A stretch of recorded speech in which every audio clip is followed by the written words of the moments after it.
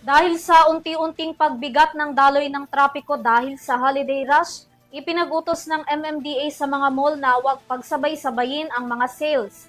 Sa ganitong paraan daw, makakatulong ito para maibsan ang bigat ng trapiko sa mga kalsada, lalo na sa gabi. Alamin ang detalye sa aking report.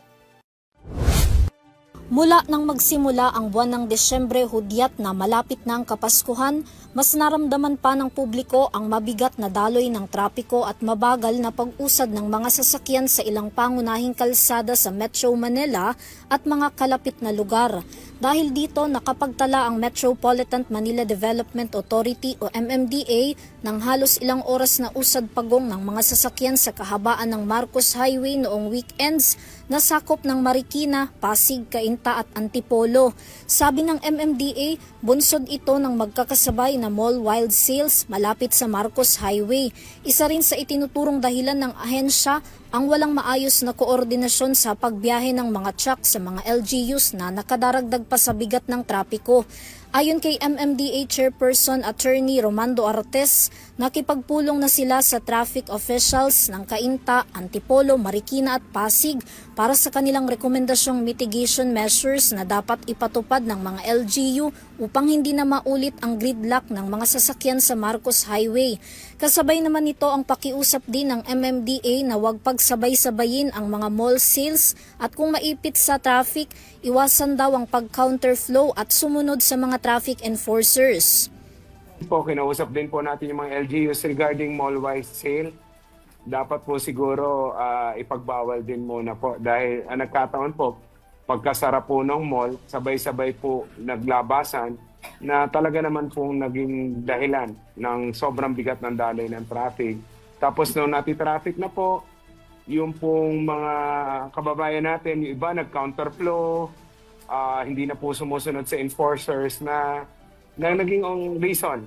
Kaya na-overwhelm din po yung ating mga enforcers. Sa kabila naman ng pakiusap ng MMDA sa mga mall owners na ipagpaliban ng malawakang sale kasabay ng holiday season, nilinaw ni Artes na hindi nila sinisisi ang mga ito, ngunit sadya lamang daw talaga na isa ito sa mga dahilan ng pagsikip ng traffic. Hindi naman po natin sinisisi ang mga mall owner. Ang sinasabi lang po natin, pinakikiusapan po natin sila na kung maaari ay huwag po mag-mall-wide sale dahil nga po nagkokos po talaga ng sobrang bigat na daloy ng traffic na na-experience po natin last Saturday dahil may mga malls po outside of NCR na along Marcos Highway na nag-mall-wide sale po. At nakita naman natin yung epekto. So yan po ay pakiusap natin sa mga mall owners na kanilang naman pong tinutugunan dahil alam din naman po nila na sobra po yung nagiging pagbigat ng daloy ng traffic pag meron pong mall-wide sale. So, idinagdag pa ni Artes na maaari pa rin daw magsagawa ang mga mall ng sale per store at tanging ipinagbabawal lamang ay ang mall-wide sale. Samantala, hinikayat naman ng MMDA ang publiko na kung maaari ay gumamit na lamang muna ng bus carousel, MRT at LRT upang makabawas sa bilang ng mga sasakyan na nasa kalsada, kung saan nakikipag-ugnayan na raw sila sa Department of Transportation o DOTR na palawigin ang oras ng biyahe ng mga pampublikong transportasyon nang sa gayon ay may masakyan ng mga commuters.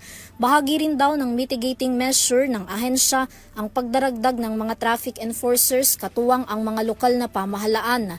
Matatandaan na sa mga nasasakupang lugar ng MMDA sa Metro Manila, ipinagbabawal ang pagsasagawa ng malawakang sale sa mga mall kasabay ng holiday season para makabawas sa sobrang traffic sa EDSA.